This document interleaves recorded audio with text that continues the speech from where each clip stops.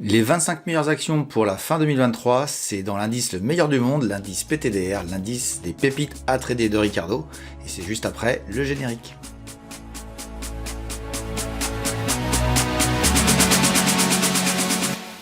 Bienvenue sur Fondamentalement Bourse, la chaîne des investisseurs qui ne se contentent pas d'essayer. Et aujourd'hui c'est feu d'artifice, c'est 14 juillet, on va profiter de cet instant de fête pour pouvoir fêter nous les pépites et voir un petit peu comment elles se comportent au sein d'un indice que j'ai nommé l'indice PTDR, les pépites à trader de Ricardo, et on verra si l'ensemble des actions qui composent cet indice sont toujours intéressantes et si on fait des arbitrages dessus.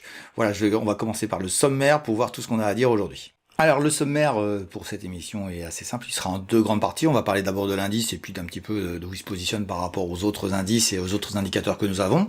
Et puis on fera une explication macroéconomique aussi de la situation pour laquelle on est rendu à ce niveau-là et pourquoi ça a évolué de la manière dont ça a évolué.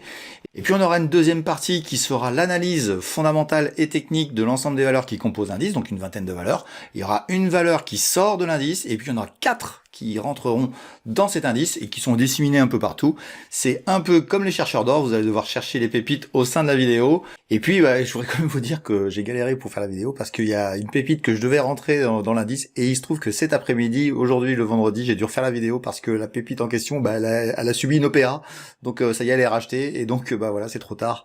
On va être obligé de l'oublier, donc j'ai dû reconstruire la vidéo, ça a été assez sportif. Voilà, donc je vous le dis quand même, juste pour vous mettre l'eau à la bouche, je pense que la fin d'année 2023 sera une année super intéressante pour les valeurs small, pour les valeurs croissance, c'est exactement tout ce qu'on fait dans cet indice, et donc restez jusqu'au bout, vous allez voir, il y a plein de surprises, et puis ceux qui arriveront au bout seront récompensés. Allez, c'est parti, on attaque tout de suite. Allez, c'est parti pour l'indice. Donc voilà quoi il ressemble. Hein. Il a été créé donc en début 2020 et puis aujourd'hui je l'ai arrêté au 12 juillet pour avoir le temps de monter la vidéo. Et le début a été des débuts assez difficiles puisqu'il y a eu le crack du Covid quasiment immédiatement que nous voyons ici. Mais voilà, l'idée c'était de faire un indice sur une longue période. Donc on a regardé un petit peu ce que ça donne et puis effectivement ça donnait des performances quand même intéressantes à étudier. Donc la première année qui a été l'année 2020, c'est clôturé par une performance de 62,81%. C'était vraiment une année exceptionnelle. Il faut bien retenir ça, que c'est pas tout le temps comme ça et que les marchés sont plus compliqués que ce type de performance. En 2021, on avait continué dans le move de ce qui s'est passé en 2020, mais si vous regardez bien, c'était dès le début 2021 que tout a été fait. Après, ça n'a été que une attente d'un retournement de marché que nous avons eu en 2022. Alors, on était passé quand même par la case en toute fin 2021, juste ici, à plus de 100%. Et puis, après, on a corrigé de manière assez importante, mais moins que le Nasdaq finalement, qui lui avait fait encore plus fort en termes de correction. Et puis cette année 2023, on se retrouve dans une situation où on est à plus 11,21. Donc c'est inférieur aux autres indices, vous allez le voir tout de suite, mais il y a des raisons que l'on expliquera un peu plus tard. Donc voilà, ce qui est intéressant, c'est de comparer quand même l'indice effectivement à l'indice PTDR à d'autres indices. Et pour ça, on va voir la performance globale de cet indice sur cette période de 3 ans et demi maintenant. Donc c'est 64%, un peu plus de 64%. Même, je dirais, depuis, ça a encore un peu monté. Donc voilà, mais on va s'arrêter sur ces chiffres-là, arrêter au 12. Pour ce qui est du CAC 40, on voit son évolution. Donc on voit complètement la distorsion entre la performance de nos valeurs et celle du CAC 40. Je vous fais juste une parenthèse, mais ça fait quand même sur cette période-là, ça fait une performance qui est plus que du triple par rapport à ce que fait le CAC 40. Donc même si on réintègre les dividendes, on est encore très très au-dessus. Voilà, c'est ça qui est intéressant à travers la sélection de valeurs que nous avons faite. Le Nasdaq, lui, traditionnellement se trouve entre les deux courbes. Hein. J'avais l'impression qu'avant l'émission que le Nasdaq avait rattrapé et doublé l'indice PTDR. Non, finalement, ce n'est pas le cas. En tout cas, c'est pas encore le cas, mais il a l'air de vraiment vouloir le rattraper. On verra que la performance est quand même très intéressante sur cet indice puisqu'on est rendu à plus 52, alors peut-être maintenant 53, le temps que je crée la vidéo. Et vous allez voir que ce qui est intéressant là-dedans, c'est la remontée de l'indice Nasdaq et sa surperformance depuis quelques mois par rapport à l'indice PTDR. Mais à vrai dire, il y a des raisons qui sont assez diverses et on reviendra dessus un peu plus tard. Mais pour l'instant, pour l'instant, l'indice PTDR, il reste meilleur que nos indices préférés. Et je vous rappelle que dans l'émission précédente que je vous avais présentée, on avait fait un classement de tous les indices mondiaux pour voir où se positionnait notre fameux indice. Donc voilà le classement, on avait donc les plus intéressants, c'était les indices indiens, le Nifty 50 et le BSE Sensex. Mais voilà, l'indice était supérieur à eux, on avait conclu que l'indice était le meilleur du monde, ce qui était une boutade évidemment, parce que c'est juste histoire de comparer des choses qui sont pas toujours faciles à comparer, et on avait bien intégré aussi le caractère monétaire de la roupie par rapport à l'euro. Au bout de 3 ans et demi, voici les performances mises à jour et on est toujours devant les autres. Alors j'ai vérifié tous les autres indices, personne n'a rattrapé. Hein. Il y a que le Nasdaq qui est en train de rattraper, mais c'est lui le plus fort. Les autres n'ont pas du tout performé, donc voilà, on peut considérer qu'aujourd'hui l'indice PTDR est toujours le meilleur du monde avec le Nasdaq qui se trouve juste ici, qui lui est bien remonté très très fort puisqu'il est maintenant deuxième. Voilà pourquoi j'avais fait une petite boutade avec la petite Coupe du Monde. Mais ce qui est intéressant à retenir, c'est que grâce à une sélection de valeurs, vous avez la possibilité, tout en étant dans votre PEA, d'ailleurs je ferai une vidéo un jour sur le pourquoi le PEA est beaucoup plus intéressant pour les Français, hein, c'est spécifique à la France, pourquoi le PEA est vraiment la niche fiscale la plus intéressante, avec des calculs qui sont très surprenants sur ce qu'on peut vous vendre ailleurs et qui n'est pas du tout vrai. Et il faudra que je fasse une petite incartade sur le sujet. Voilà, et puis je vous rappelle la vidéo sur laquelle j'avais exprimé ça, c'était une vidéo du 31 décembre qui expliquait pourquoi on était plus fort. Et puis on avait fait aussi une comparaison avec les fonds européens, j'avais trouvé un classement de 2500 fonds, et l'indice finissait 6e, comme quoi, par rapport à des professionnels, on n'a pas du tout à rougir des performances des valeurs que nous avions sélectionnées. Je voudrais revenir très rapidement quand même sur cette surperformance du Nasdaq depuis le 1er janvier, puisqu'il a fait plus 31,5%, et notre indice a fait plus 11%, donc ça fait un écart de plus 20%, et il y a pas mal d'explications différentes. La première, c'est si on regarde bien le graphe, et je vais vous emmener ici, le bas du marché pour notre indice, c'était en octobre 2022, là où le Nasdaq n'a pas remonté avant début janvier.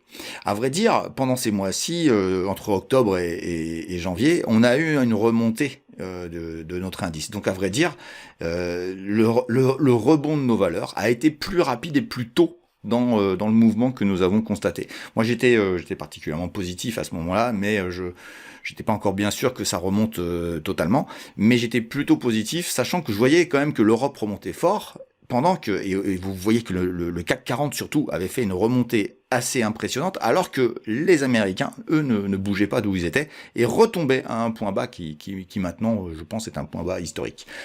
Donc voilà, ça c'est la première chose, c'est qu'on a eu un décalage dans le temps, et la remontée européenne a été beaucoup plus tôt dans le mouvement que dans le mouvement américain.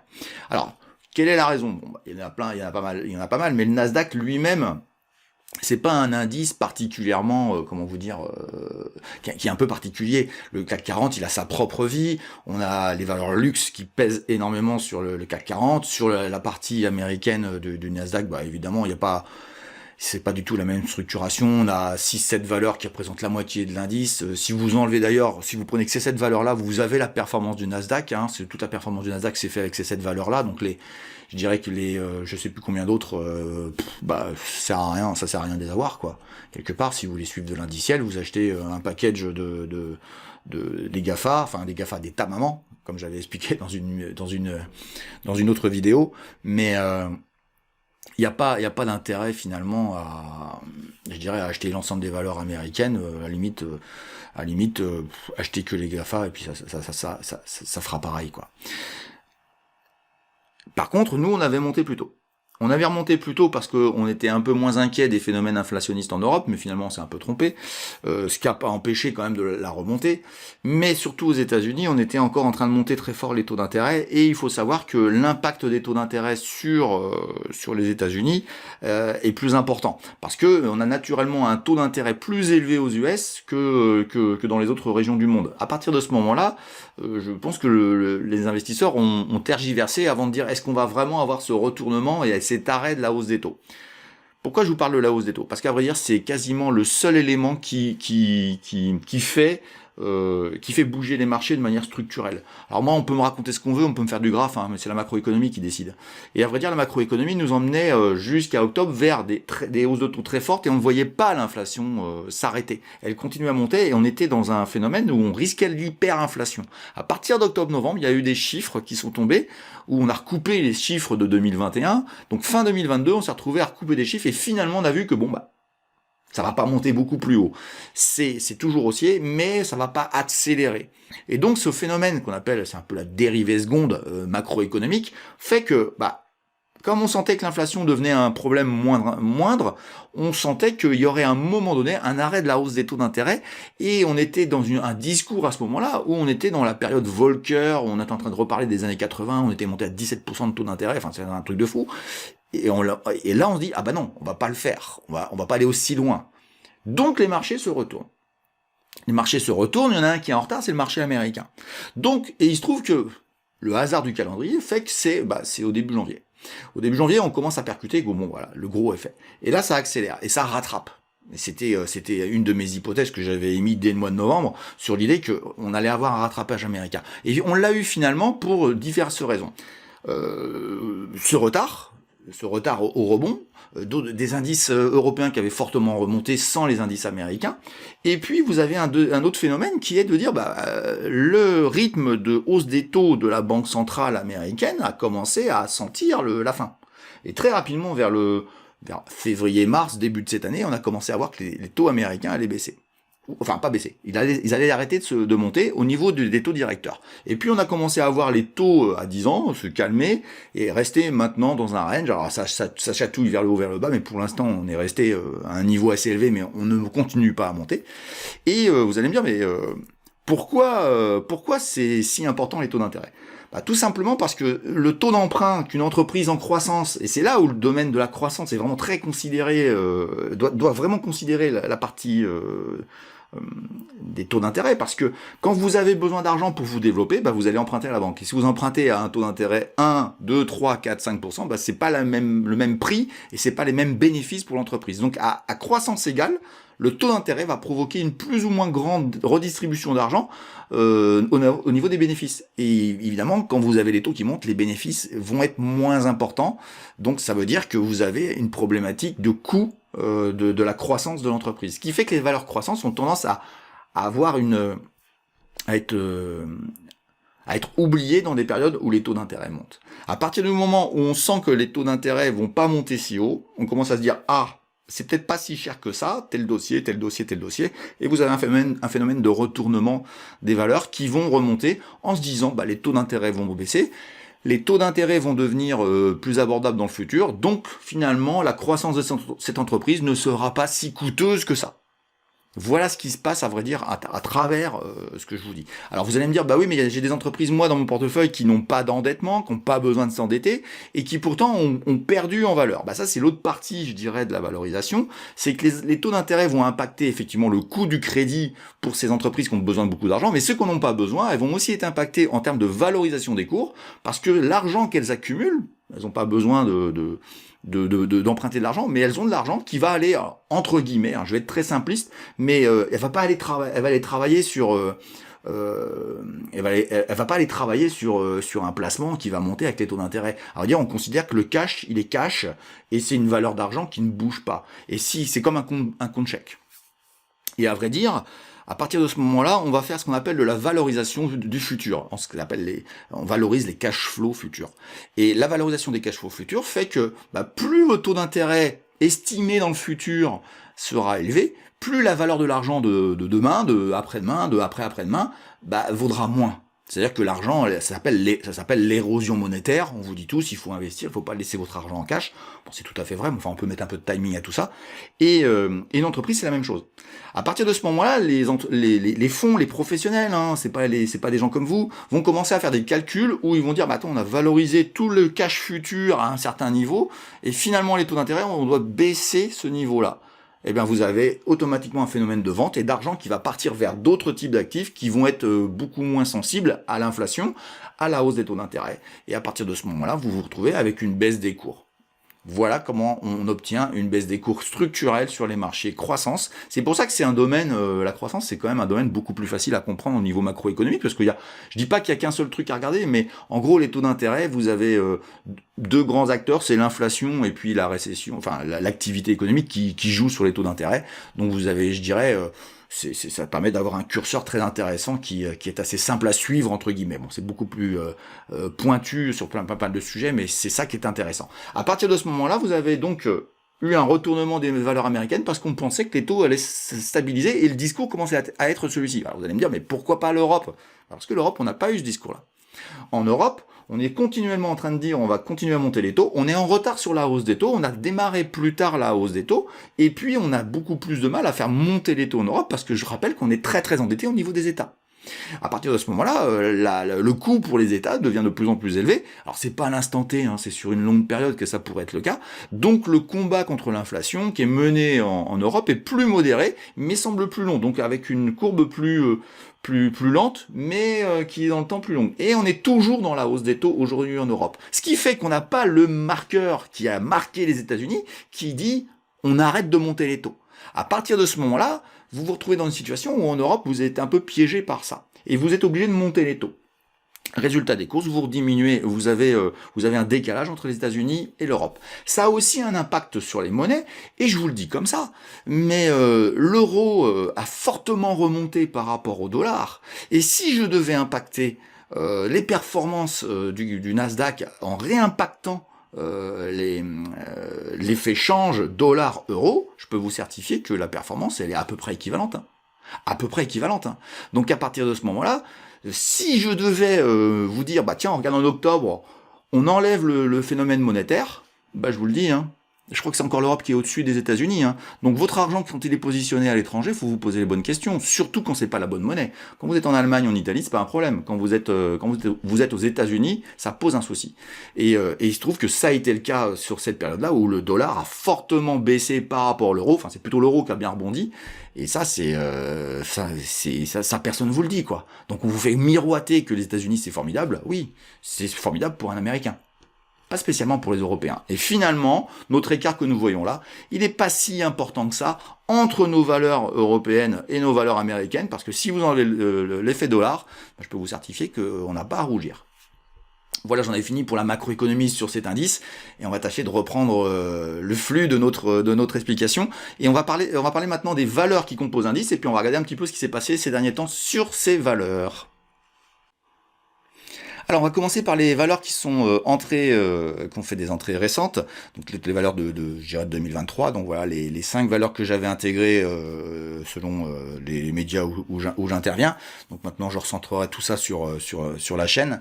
Et ben c'est bien, tout le monde a monté, donc c'est assez formidable. Et la moyenne de ces valeurs, si par hasard quelqu'un avait acheté les yeux fermés, ce qu'il ne faut absolument pas faire, parce que bah voilà, faut pas faire ça, faut faire vos propres avis. Vous auriez fait une performance de 13,5%, ce qui est tout à fait honorable par rapport à ce qu'on s'est raconté tout de suite. Les valeurs anciennes qui sont alors anciennes, hein, c'est celles qui sont rentrées avant le 1er janvier 2023, ont une performance depuis la dernière émission qui sont les suivantes. Donc voilà, on a Carl Ray qui a cartonné, qui est très très fort. Et puis si vous aviez tout ça en portefeuille de manière équipondérée, ça aurait fait un plus 18%. Alors vous allez me dire, bah je comprends pas, ton indice il fait plus 11-12, et puis les valeurs finalement, c'est plus 13 les nouvelles, et puis c'est plus 18 les anciennes. Bah, à vrai dire, c'est un phénomène qui est assez intéressant, c'est le phénomène de pondération. Et je vais vous expliquer pourquoi. Les pondérations sont pas les mêmes, parce que tout simplement dans un indice, quand une valeur monte, bah, son poids est beaucoup plus important. Donc voici un petit slide que je vous ai proposé pour comprendre cela, où on a les performances depuis leur entrée dans l'indice de toutes les valeurs de l'indice. Et il se trouve que toutes les valeurs que vous avez en haut, qu'on voit Soitec, Alphen, c'est vraiment mes bébés, et il n'y a aucune raison pour lesquelles je sortirais ces dossiers-là, donc il y a Adyen aussi, etc. ont des pondérations très importantes. Et il se trouve que depuis leur sommet historique, nous avons un souci sur ces valeurs. C'est pas un souci, c'est qu'il y a des points d'entrée qui vont arriver et qui vont être très intéressants. C'est que ces valeurs n'ont surtout pas remonté au niveau plus haut historique. Elles sont encore assez basses par rapport à leur plus haut historique, ce qui n'est pas toujours le cas aux États-Unis. Et c'est pour ça que pour moi l'Europe devient plus intéressante que les États-Unis. Soitec est à 35% en dessous, Alphen à 55%, Adyen à 48% en dessous son plus haut historique, la Française de l'énergie c'est pareil, et Énergie Contor, on est à 30%.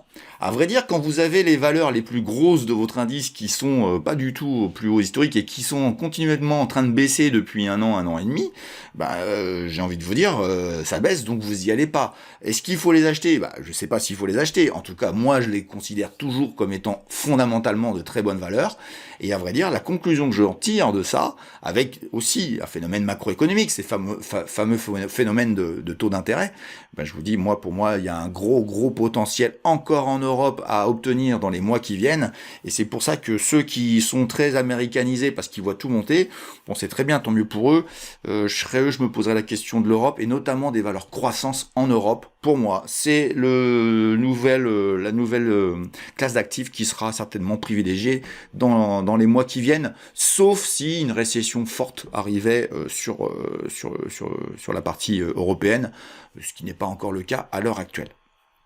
Voilà, donc et vous voyez ces valeurs qui ont ces baisses depuis des mois, eh bien vous les voyez ici à travers la pondération qu'elles ont dans l'indice. Je vous rappelle que tout en haut, c'est la première place, c'est celle des places libres, parce qu'il y a 5 places libres actuellement. On va changer un petit peu les choses aujourd'hui, mais voilà, on a que 20 valeurs sur les 25 prévues. Il y avait une partie cash parce que je trouvais que c'était pas encore trop le timing pour les valeurs européennes. Moi, je trouve que ça commence à ressembler à quelque chose, donc on va tranquillement monter à 25 dans les mois qui viennent, et on va commencer dès aujourd'hui. Mais juste en dessous, on voit 7% des valeurs qui ont 7% en poids sur l'indice, et c'est effectivement les valeurs dont je vous parlais tout à l'heure qui sont en baisse continuelle. On voit Alphen ici qui a été beaucoup plus haut, qui a plus que divisé par 2 et qui pèse encore 7%. Donc je vous laisse voir, quand elle était tout en haut, elle pesait beaucoup plus lourd, et c'est à vrai dire elle, à elle seule, c'est une des grandes explications de la contre-performance de l'indice. Donc voilà, il faut quand même, c'est juste un indice, c'est ça qu'il faut retenir, c'est pas du tout un indicateur où faut acheter bêtement, faire croire que le mec qui est en face de vous c'est un dieu. C'est pas du tout vrai. Moi ça me permet d'avoir de l'intérêt pour ces valeurs, et puis derrière ça me permet aussi de mettre en place des plans, et c'est tout le travail qu'on va faire aujourd'hui, et c'est tout le travail qu'on va faire dans la deuxième partie. On va retravailler toutes ces valeurs et on va essayer de voir s'il y a des opportunités qui se présentent, puis voir si fondamentalement il n'y a pas des choses à changer dans l'indice, des valeurs qui sortent, des valeurs qui rentrent, et vous allez voir que c'est très intéressant de voir les nouveaux dossiers que j'ai prévus. Je vais peut-être être un petit peu surprenant, mais bon, ça je suis habitué, vous inquiétez pas. On va en tout cas trouver des valeurs super intéressantes à travailler et qui seront à regarder dans le futur. Je fais juste une parenthèse avant d'attaquer cette partie-là. J'ai idée à la rentrée de changer un petit peu l'hebdo qu'on fait toutes les semaines, où j'intégrerai une partie des pépites de manière hebdomadaire pour faire un peu le point sur une valeur, une qui a bougé, une qui a déçu, une qui a donné un résultat pas intéressant, et puis pour animer ça et d'avoir une idée de ce qui se passe au fur et à mesure du temps, beaucoup plus serré, puisque bon, on avait parlé des pépites seulement en décembre, là on fait en juillet. Là ce sera intéressant de le faire de manière régulière toutes les semaines, sur une valeur, voilà, en fonction des événements des sociétés qui composent l'indice, afin d'avoir de l'éducationnel pour vous tous, et on restera concentré sur ces valeurs là, en ce qui me concerne, en tout cas de celles que je vous propose. Voilà, je vous remercie pour cette première partie, et on va passer maintenant à la partie graphique, à la partie analyse fondamentale de chacune de ces valeurs, de telle façon à ce que vous ayez des plans estivaux, des plans pour la rentrée, qui soient intéressants pour vous. Voilà, allez, c'est parti pour la suite.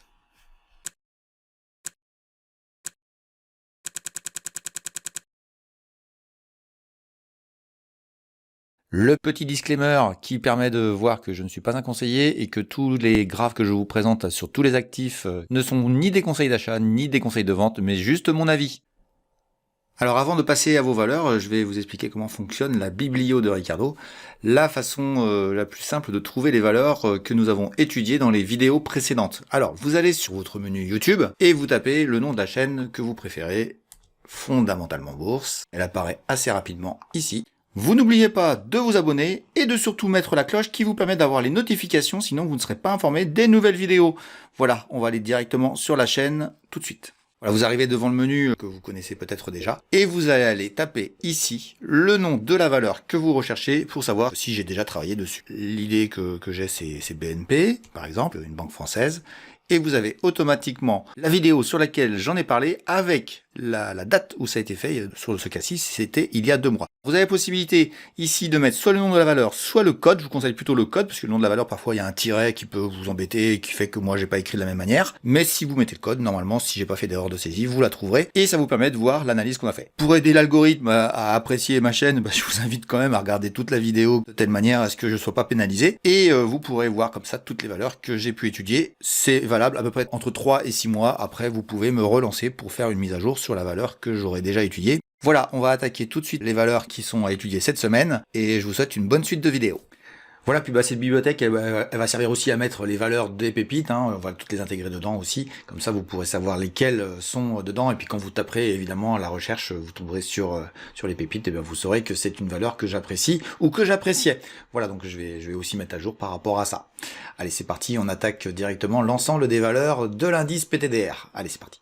Donc on va faire dans l'ordre alphabétique et puis on va commencer par la valeur, une vieille, une ancienne depuis 2020 qui est dans l'indice, qui s'appelle Adyen et qui n'a aucune raison de sortir de l'indice, tellement ce dossier me plaît.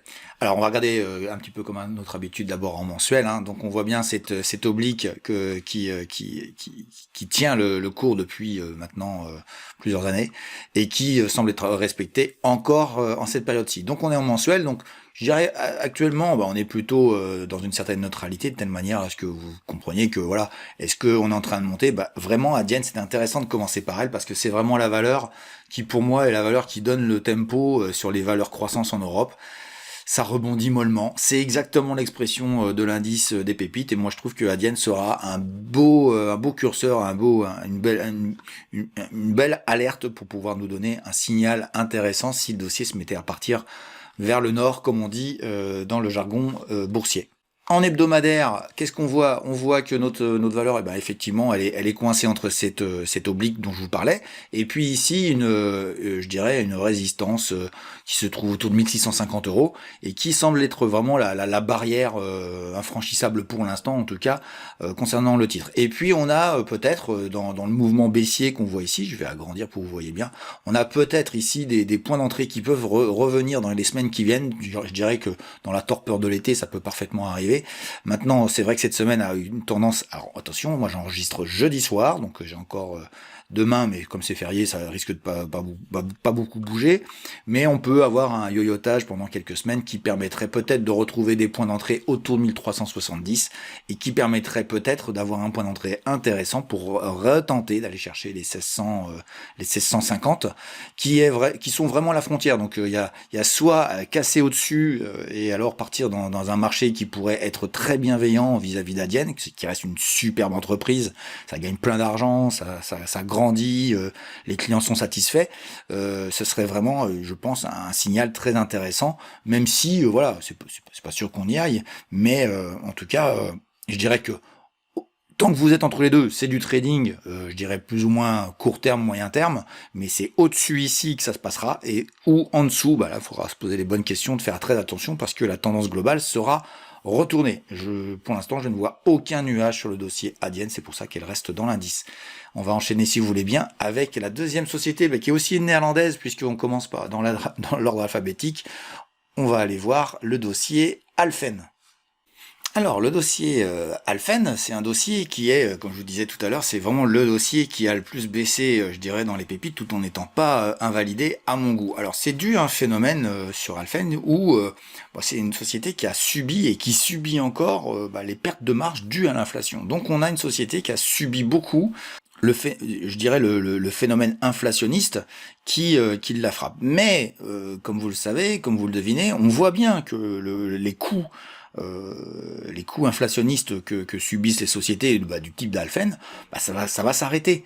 Donc je dirais que pour moi aujourd'hui, on a un phénomène, pas saisonnier, parce que ça fait un petit moment que ça dure, mais ça fait un petit moment maintenant que Alfen subit ça, et je suis pas convaincu que ça dure très longtemps, parce que la société se développe toujours, alors avec un hein, je dirais, ça a freiné un petit peu ces derniers temps, mais on est peut-être sur une zone actuellement, là on est autour de 56 € au moment où je vous parle, on est peut-être sur une zone où ça va commencer à être intéressant de regarder le dossier. Il n'était pas du tout à regarder pour l'instant. Alors je dis pas qu'il va pas continuer à baisser, je dis simplement que quand on arrive à ce niveau de valorisation, ça commence à être sacrément intéressant de se pencher sur le dossier Alphen. Alors je vous ai mis un niveau de prix autour de 50 qui pourrait être le palier, hein, mais on peut le dupliquer parfaitement et dire que c'est peut-être ici, hein, sur ces niveaux de prix-là, que ça devient intéressant. En tout cas, pour moi, à mon avis, si on n'a pas une réaction du dossier de manière assez vigoureuse dans les semaines qui viennent sur ces niveaux de prix-là, il faudra se poser les bonnes questions si Alphen a vraiment les capacités à rebondir. Pour moi, à l'heure d'aujourd'hui, ce n'est pas le cas. C'est un dossier qui garde toute sa qualité et qui a, pour moi, garde toute la confiance que je peux savoir envers ce dossier-là. Faut savoir que Alphen, il est rentré dans l'indice en janvier 2020, donc ici. Donc à vrai dire, le 1er janvier 2020, c'était donc à 16 €. Donc on est à 56. Donc vous comprenez pourquoi le poids d'Alphen et la baisse d'Alphen a fait très mal à l'indice, puisque si vous regardez bien, nous sommes passés de 16, nous sommes montés à 120, donc c'est quand même presque x8. Et là, actuellement, on a redivisé par 2, donc on n'est plus qu'à x4. Je vous laisse deviner, vu la pondération de Alphen dans l'indice, ce que ça a provoqué au niveau de l'indice PDDR. Donc je dirais que si vous enlevez Alphen, on a vraiment des valeurs qui ont bien performé sur l'ensemble de l'année 2023, en tout cas jusqu'à maintenant. Donc voilà, pour moi Alphen, on arrive sur des zones, je vous invite à regarder un peu plus près. On va regarder vite fait en hebdomadaire s'il y a quelque chose d'un peu plus intéressant. Voilà, on est dans un biseau qui me semble assez clair. Ici dans un biseau assez clair, mais est-ce qu'on est arrivé en bas? Je dirais qu'on est dans les zones qui peuvent commencer à nous intéresser. On verra bien si y a des choses qui se font dans le futur. Pour moi personnellement, la reprise de tendance ne sera que quand on sortira de ce biseau par le haut, qui est ici marqué ici, sachant qu'on a quand même, et je vous l'ai noté ici, une oblique qui a eu des contacts réguliers et qui a eu un phénomène de pullback dessus. Quand on a cassé, on est revenu dessus, et qui fait qu'elle est très très pertinente, et qui, si nous remontons d'un 50 € et qu'on remonte vers un 70, il y aura un travail, et pour moi la vraie reprise de tendance sera au-dessus des 70 concernant le dossier Alphen. Donc toujours baissier, on est en observation, et puis peut-être qu'il y aura des opportunités qui se présenteront dans le futur sur le dossier, mais pour l'instant je reste très frileux sur Alphen. Il faut vraiment que des informations rassurantes soient données par la société, et pour l'instant ce n'est pas le cas. Allez, on bascule sur un dossier qui va quitter notre indice immédiatement. Et la valeur dont je parle, c'est la valeur Biocorp. Biocorp, qui vous allez me dire, pourquoi tu vends ça monte là tout le temps depuis des mois et des mois. Oui, ça monte depuis des mois, mais vous allez voir que je vais vous faire voir un autre graphique, vous allez comprendre ce qui s'y passe. En tout cas, Biocorp, c'est un dossier qui sortira dès cette émission, puisque tout simplement, on n'obtiendra plus rien de sa part. Alors, on l'avait rentré plus ou moins au niveau de 28 ou 29 par ici. C'est un dossier dans lequel je croyais énormément. Il y a eu une forte chute qui était vraiment injustifiée, puis après ça a bien rebondi. Donc voilà, je croyais beaucoup en Biocorp. C'est des gens qui font des seringues, en gros des seringues pour le diabète. Et ça attire beaucoup de gens dans le monde de la bourse. Voilà, il y avait une oblique très intéressante à acheter, hein. Fallait être devin. Personnellement, je l'ai pas fait. En tout cas, c'est ce qu'il fallait faire pour gagner beaucoup d'argent. Et c'est pas toujours aussi facile. On va passer en hebdomadaire. Vous allez mieux comprendre ce qu'il s'est passé sur le dossier. Le voici ici. Ce qui s'est passé tout simplement, c'est que vous avez on a eu un gap ici très important. Et quand on voit cette configuration-là, ça veut dire qu'il y a une OPA. Qu'est-ce qu'une OPA? C'est une offre publique d'achat, c'est-à-dire qu'une société a proposé un prix autour de 34,20 €. D'ailleurs, je crois que c'est un peu plus haut. C'est la société Novo Nordisk, une société danoise, qui a proposé un rachat de la société, et apparemment les fondateurs de Biocorp ont valider la chose. Donc vous avez deux choix, hein. Soit vous faites les rebelles et vous voulez pas vendre parce que vous pensez que ça vaut plus. Moi je suis un peu déçu, je pense que ça aurait pu valoir plus. Soit vous faites ce que je fais à chaque fois. Moi je coupe ma position et je verse à l'acheteur mes actions, parce que tout simplement c'est très très souvent que ça réussit, et quand ça réussit pas, ça fait chuter le cours. Donc c'est très rare qu'il y ait une spéculation sur une OPA, surtout sur une petite valeur. Donc voilà. Donc là on a vraiment clairement une OPA dessus, avec une plus-value qui a été intéressante. Voilà, donc on arrête sur ce dossier-là, et on quitte Biocorp avec un gain de l'ordre de 27%. Donc, on peut mieux faire, surtout quand on voit le graphe. Ça n'a pas été le meilleur des choses, mais enfin en tout cas, je croyais bien dans la société, et effectivement, il y a des gens qui sont intéressés industriellement à la valeur. On la remplace, si vous voulez bien, immédiatement par une valeur française. Alors voilà, c'est la première pépite qu'on va intégrer à l'intérieur de l'indice pour remplacer Biocorp. On va prendre une autre française, une entreprise que j'apprécie beaucoup et qui baisse depuis des mois. Alors je sais pourquoi. Business model qui est un petit peu remis en question, donc il faut faire attention. On a un money management, on fait attention à son graphique, on n'est pas amoureux parce que Ricardo a dit quelque chose, mais c'est une société qui, je trouve, vaut pas cher.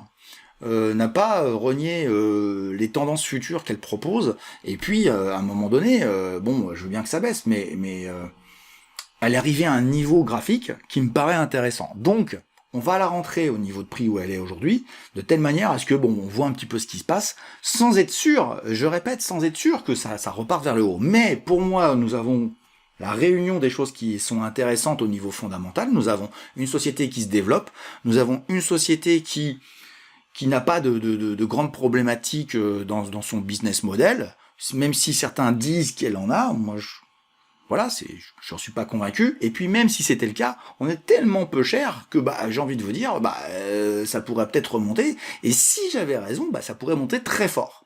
Donc il est intéressant d'aller dire, on la rentre dans l'indice des pépites, parce que à ce prix-là, ça redevient une pépite. Je dirais qu'elle vient de retomber dans la rivière, mais on la voit encore. Bon, on va la ramasser, et puis on va aller voir ce qu'elle donne, et on va aller voir le bijoutier, voir si c'est de l'or, ou si c'est l'or des idiots. Mais en tout cas, pour moi, c'est une belle pépite, qui a fortement monté dans les années précédentes, là, qui a bien corrigé, et qui, pour moi, doit remonter beaucoup plus haut que ce qu'elle n'est aujourd'hui. C'est mon avis, je sais pas si j'ai raison, mais en tout cas, c'est l'intérêt de l'indice, c'est d'intégrer des valeurs, et puis de les suivre dans le temps. Donc on verra bien ce que ça donne. Je vous ai toujours pas donné le nom, mais ça va bientôt venir. Alors avant de passer à la suite, je voudrais faire un petit coucou à mon sponsor, Darwinex. Donc Darwinex, c'est la fintech régulée dans toute l'Europe et au Royaume-Uni qui investit jusqu'à 10 millions chaque mois sur ses meilleurs traders. Vous pouvez, grâce à leur plateforme, lister vos stratégies en tant qu'actifs financiers, lever des capitaux sous leur licence et être rémunéré sur la performance de vos investissements. Comment ça marche exactement? Eh bien, je vous laisse aller faire un tour sur leur site web. Je vous ai mis le lien juste en dessous dans la description. En bonus, si vous avez déjà un historique sur MT4, vous pouvez connecter votre compte existant et le rendre éligible en quelques étapes simples. Alors si vous êtes un trader profitable ou en voie de le devenir, n'hésitez plus, Darwinex est la solution pour vous professionnaliser. Donc voilà le graphique de cette valeur. Donc elle est passée de au plus bas dans son histoire, c'était en 2012, de 11 centimes, elle est montée jusqu'à 7,70 €, et puis on est actuellement autour de 3,80 €, c'est-à-dire à peu près divisé par 2 par rapport à, je dirais, ce que vous connaissez quand vous regardez mes émissions, cette espèce d'exagération qu'il y a eu en 2022, 2021, 2022, qui fait que maintenant on est en correction et que le dossier a fortement baissé. Et comme je vous répète, je vois pas trop où est la problématique sur le dossier là. Donc voilà, je m'intéresse beaucoup à ce dossier là depuis quelques semaines et je trouve qu'il est intéressant.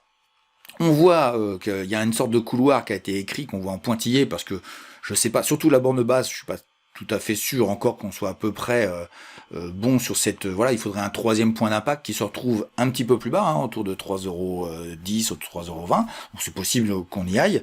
Mais en tout cas, je trouve intéressant de commencer à la rentrer dans l'indice, parce que au niveau de 3,80 €, ça me paraît vraiment un niveau intéressant. Vous voyez qu'il a été travaillé à plusieurs reprises dans l'histoire de la valeur, et qui me fait dire que on est peut-être en train de attendre pendant plusieurs mois, d'attendre autour de ce prix-là un retour du dossier, mais ça me paraît être à ce niveau-là, au niveau fondamental, ça me paraît être des points d'entrée qu'il faut travailler. En tout cas, il faut commencer à observer le titre, et c'est tout l'objet de cette émission, uniquement d'observer les titres, en aucun cas d'acheter les yeux fermés.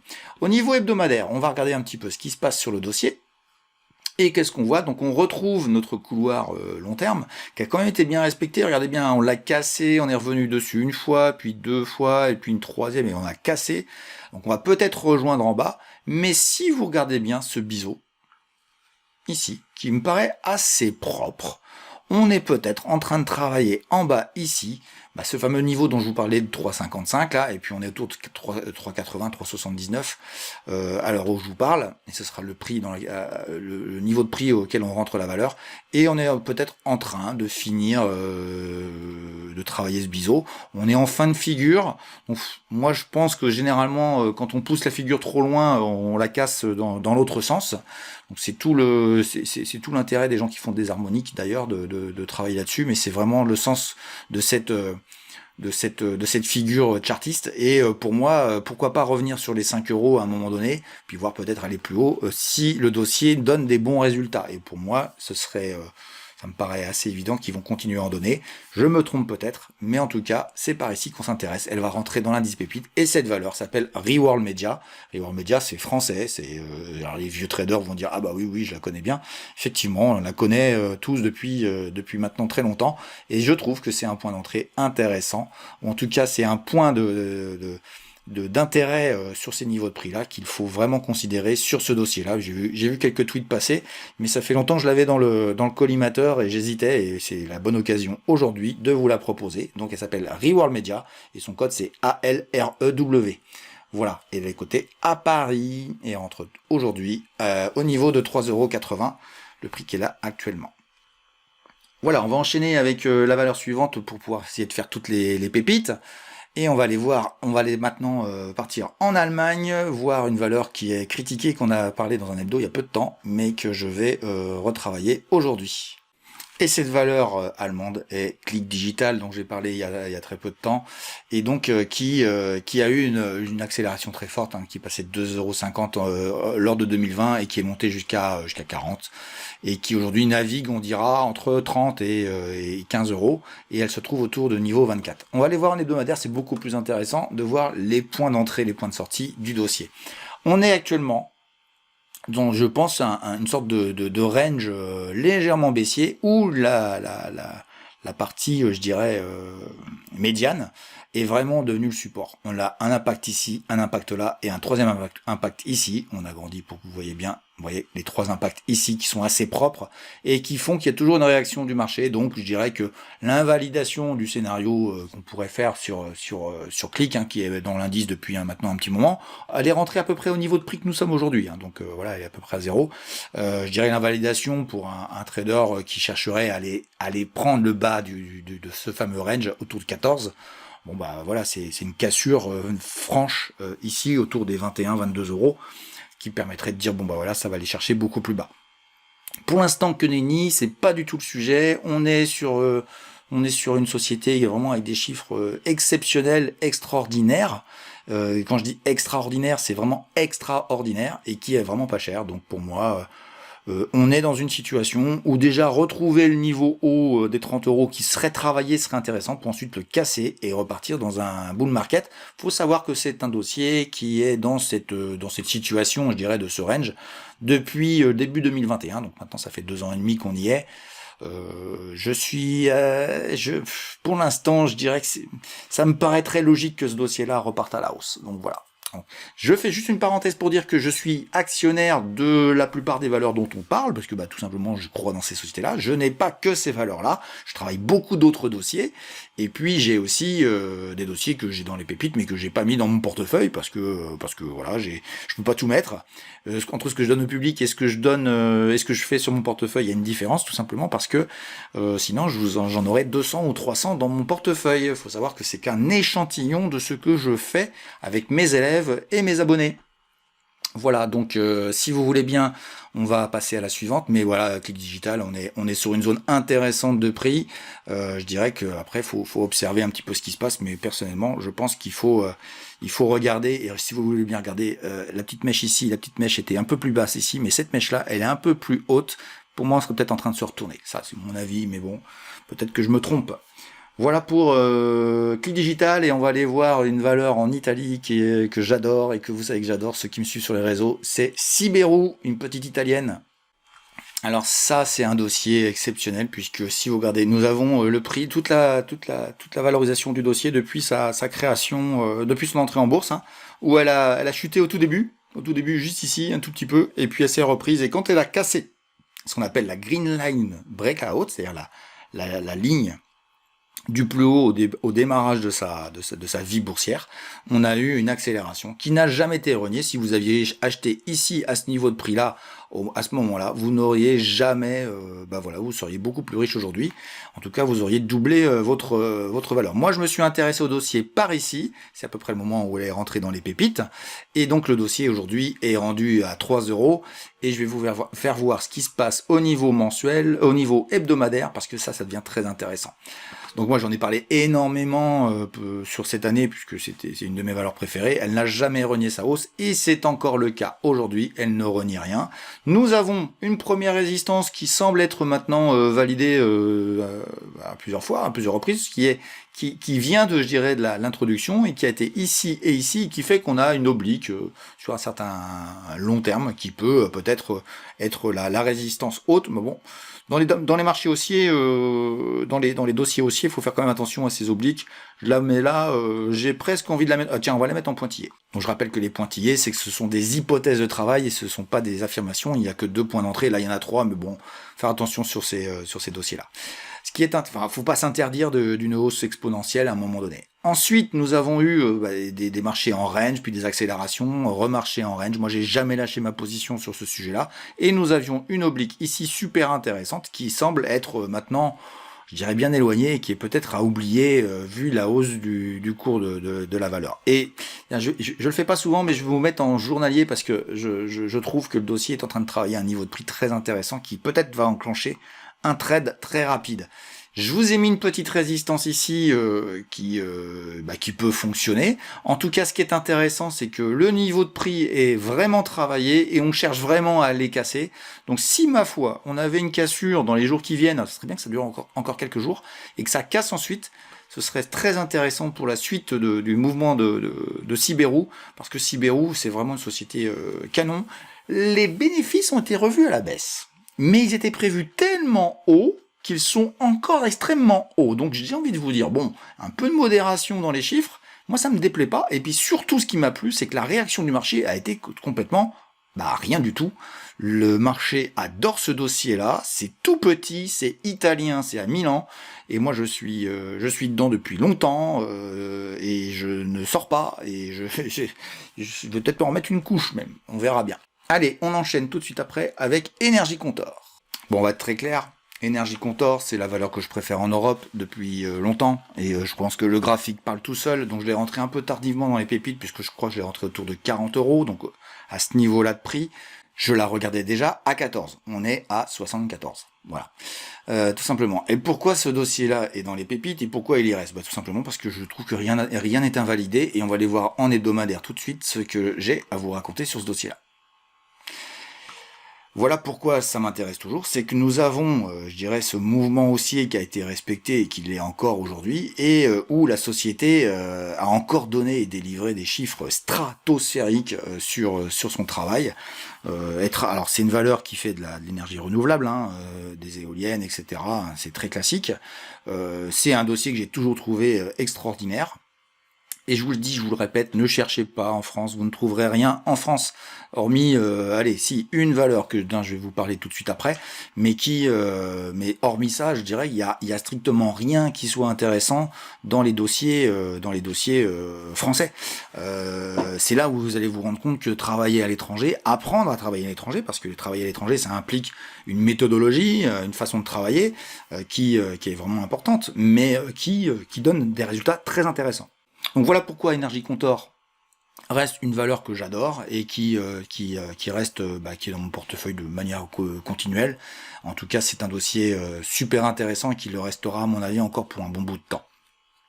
En tout cas, au moment où je vous dis, alors je fais une parenthèse d'ailleurs sur le sujet. Ce que je vous dis, c'est à l'instant T.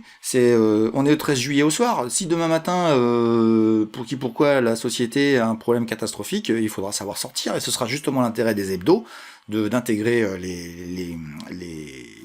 le suivi des pépites, c'est de voir s'il y en a une qui se retrouve dans une difficulté, de pouvoir la sortir et de communiquer dessus. Voilà, comme ça nous permettra d'avoir un beau suivi sur l'indice. En ce qui concerne Énergie Contor, donc pas grand chose à dire, je vous fais voir juste en journalier ce que j'ai trouvé de sympa. Voilà, donc ici, on est en train de travailler un niveau intéressant. Je suis pas convaincu que ce soit le moment où il faille acheter, mais si on avait un repli sur 67 ou encore mieux sur 60, je pense que ce serait des zones très intéressantes, mais je suis pas convaincu qu'on y retourne. Peut-être qu'on va travailler ici pour casser, on verra bien. Je vous agrandis pour que vous voyez bien. Ce niveau-là me semble intéressant. On verra bien dans les jours qui viennent comment ça se comporte avec un pétrole qui est en train de monter. Donc c'est plutôt bon pour les sociétés du type d'énergie comptor. Voilà, puis on fera attention à oblique ici dans les jours qui viennent aussi, si ça voulait casser.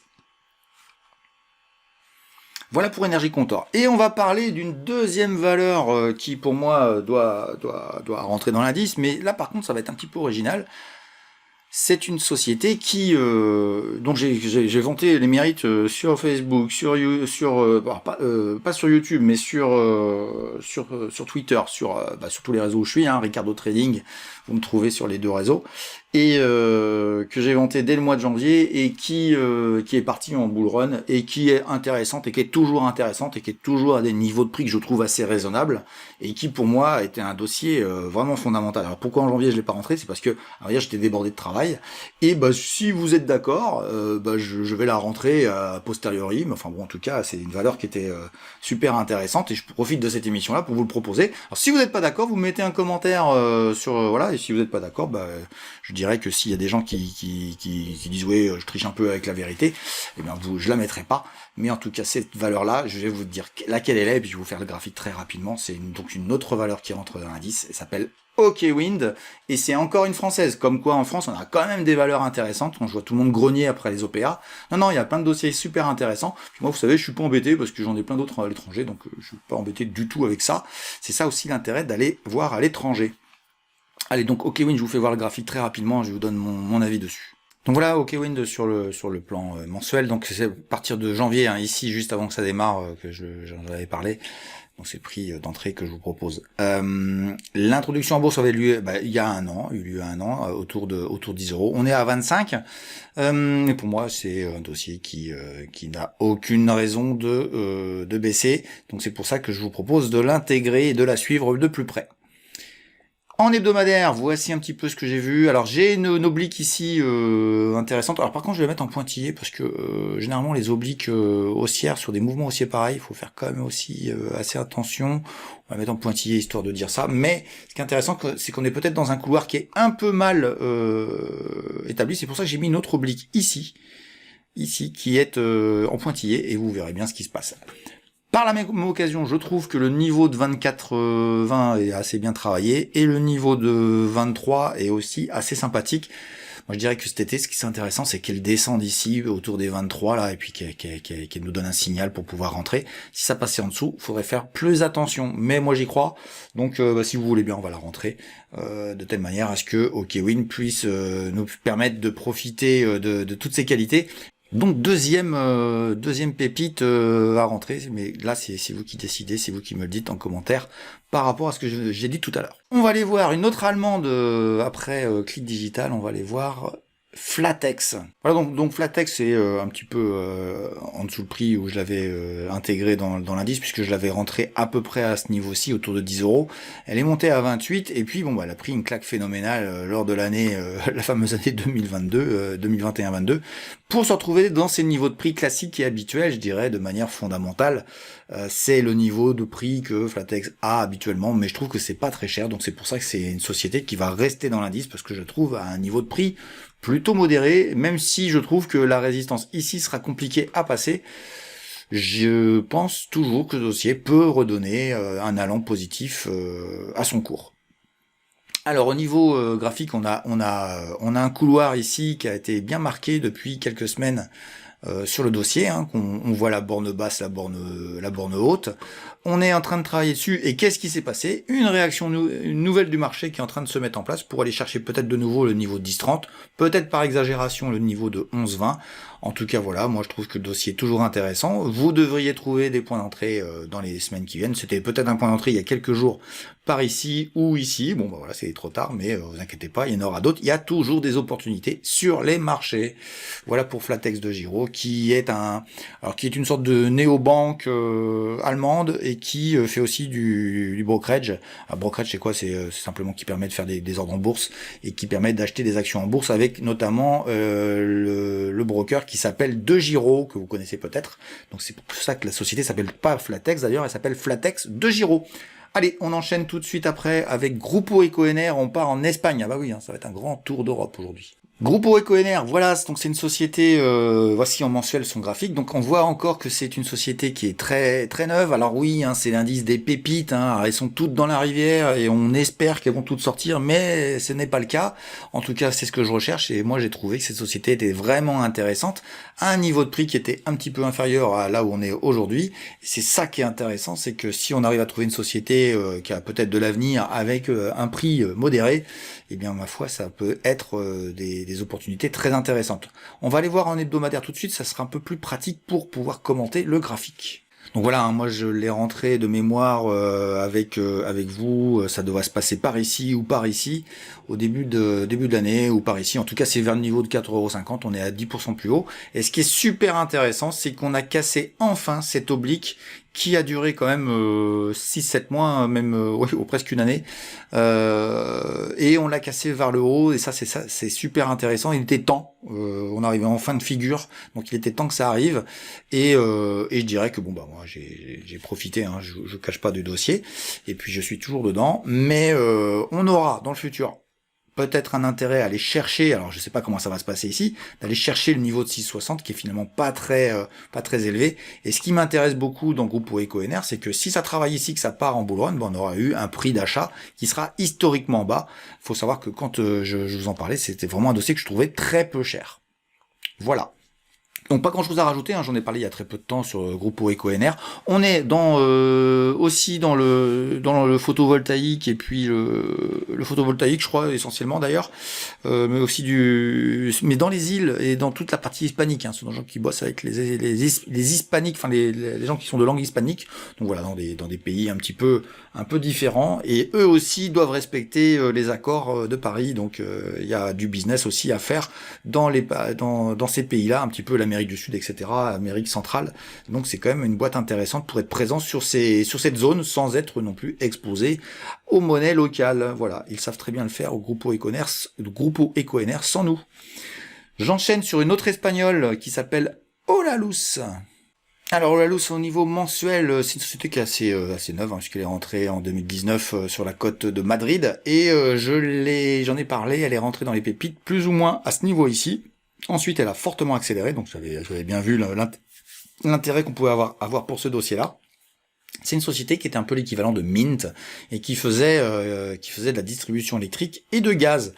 Et oui, le mot qui fâche, le gaz. Et donc la société est en train de changer complètement de modèle pour basculer vers la distribution assez écolo, ils sont assez écologiques dans l'histoire, donc c'est intéressant. Et puis avoir je dirais de faire du rachat aussi d'électricité sur des panneaux photovoltaïques auprès des particuliers, enfin voilà, super intéressant. Bon, je suis pas convaincu, mais mes élèves m'ont dit non tu la laisses, donc je la laisse.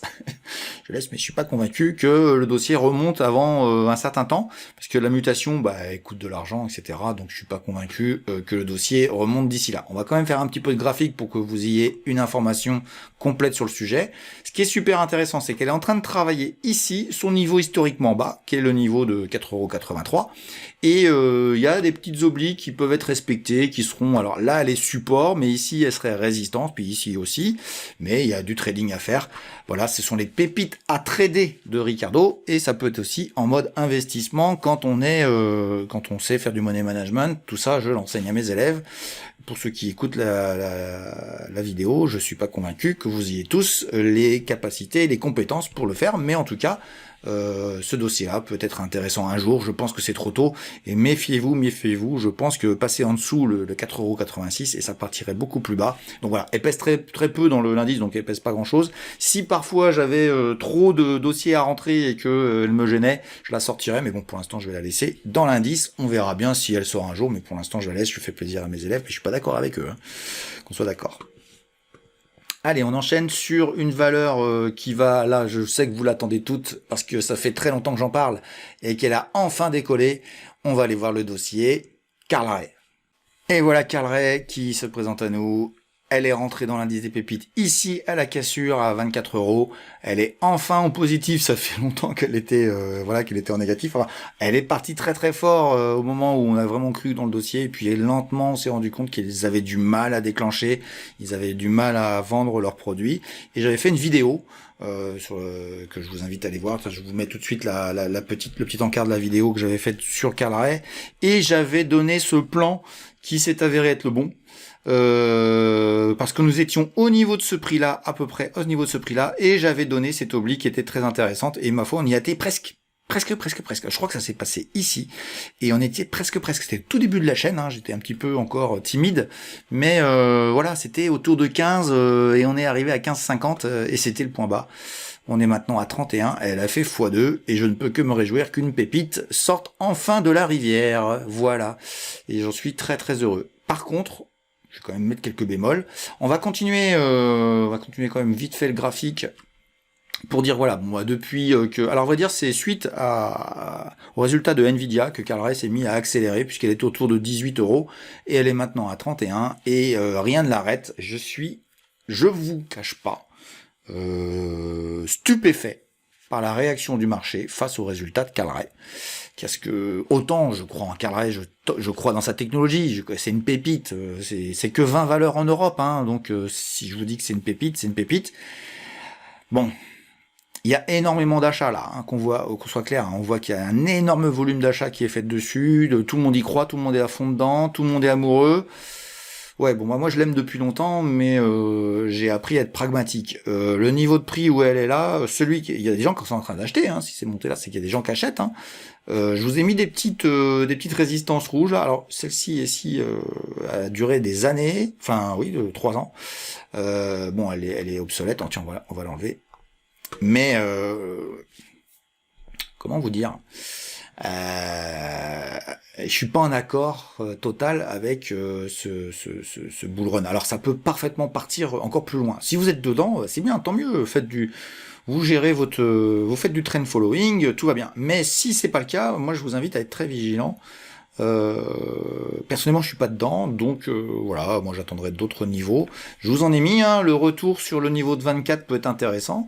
Le niveau 22 est aussi un niveau qui est peu regardé, mais qui, moi à mon avis, peut être aussi dans un excès baissier, peut être intéressant. J'ai un peu de mal à croire qu'on revienne sur des niveaux plus bas, mais bon, pourquoi pas. En tout cas, pour moi, Carl Ray est en train de confirmer que technologiquement c'est intéressant. Par contre, j'attends les résultats. Et c'est pas les résultats d'hier qui m'ont rassuré. Alors oui, non, c'est pas vrai, ils ont dû multiplier par 2 leur chiffre d'affaires. Ouais, mais c'était prévu ça. Moi j'étais au courant depuis longtemps. C'est plutôt le reste qui me gêne. Va falloir gagner de l'argent aussi, et ça c'est pas gagné. Et je crains qu'il y ait des déceptions dans les semaines qui viennent. Donc voilà, faites attention. Voilà, vous êtes dedans, super. Et si vous êtes pas dedans, et ben tant pis. On a raté le train, on le laisse passer. Il y en aura d'autres ailleurs. C'est pas pour ça qu'on ne l'aime pas. Carl Ray, ça reste une pépite française. Si ça décolle, ça sera extraordinaire. Pour moi, c'est pas encore décollé. C'est pas encore un niveau où je trouve que graphiquement, où on décolle fort. C'est plutôt un retour à l'espoir que l'on a vis-à-vis de Carl Ray. Et pas plus que ça, à vrai dire. Donc, vous voyez, je suis pas, voilà, je renie pas ce que je dis. Je vous dis juste qu'il faut faire attention.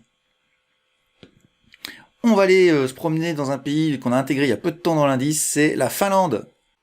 Avec peut-être un des plus beaux dossiers introduits en bourse en fin 2021, début 2022. Je vous rappelle que le marché a été extrêmement baissier toute l'année 2022 et celui-ci est extrêmement haussier. Ça s'appelle Kempower, c'est rentré dans l'indice il y a très peu de temps et c'est déjà fortement en hausse puisque ça a accéléré quasiment au moment où on l'a rentré.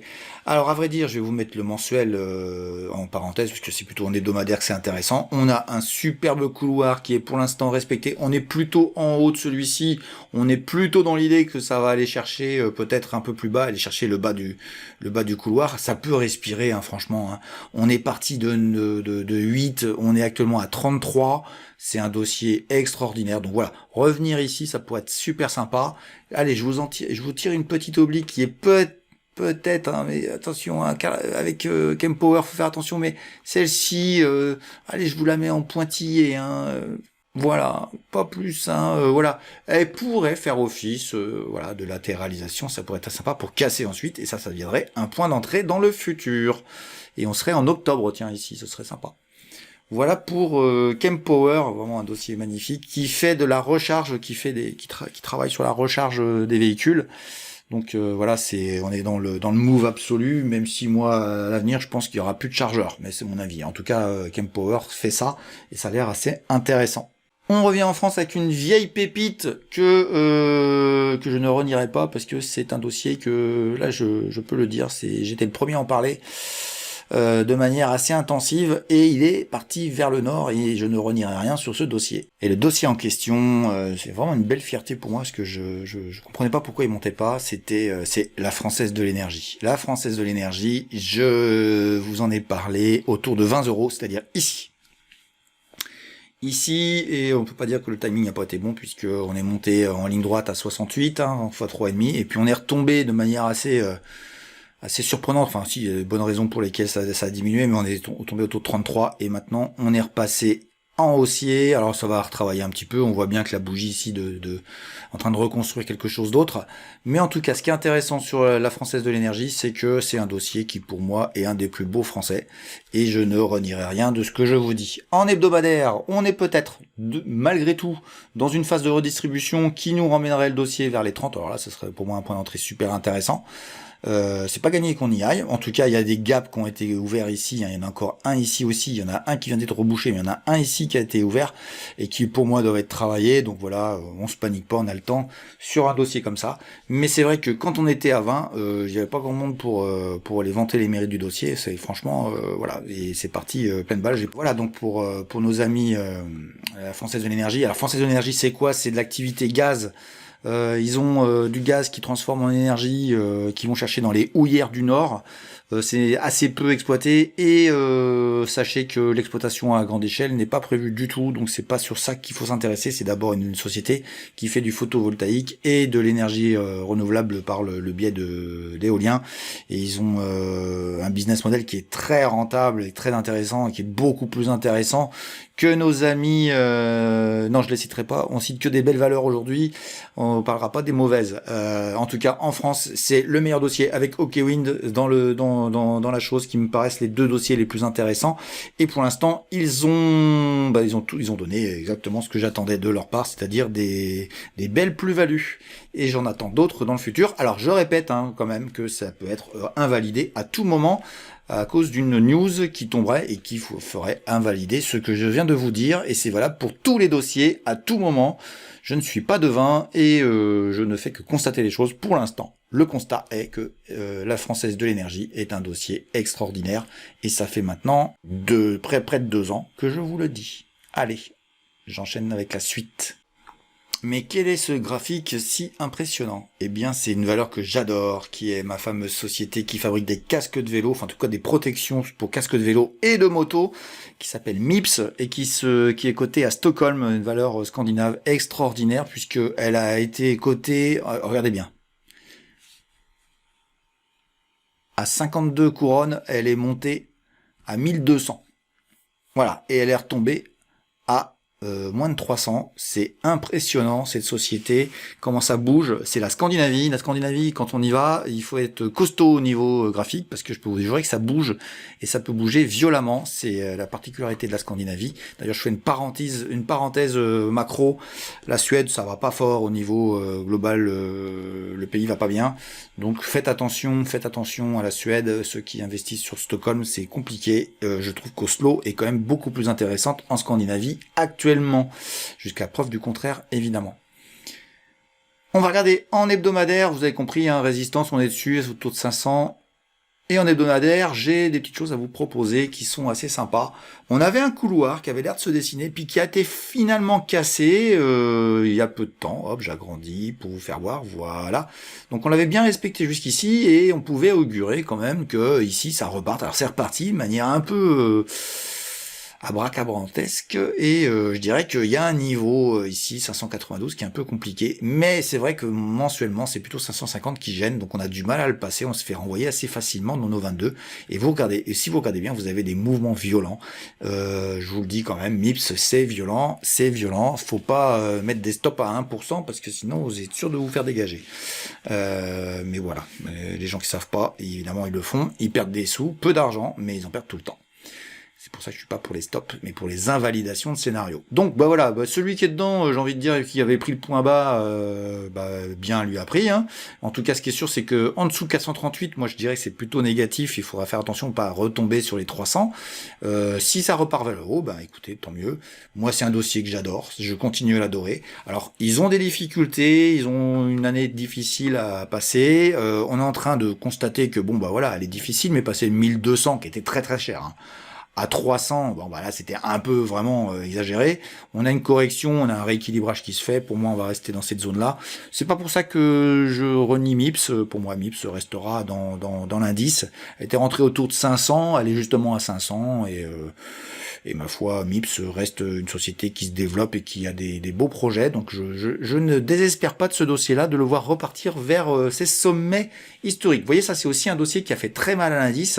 Je vous disais, il y a beaucoup de dossiers qui sont restés, mais qui ont fait beaucoup de mal à l'indice. Donc finalement, l'indice se porte bien quand on regarde bien un petit peu en profondeur. Il faut juste choisir les moments et pas prendre les tendances baissières.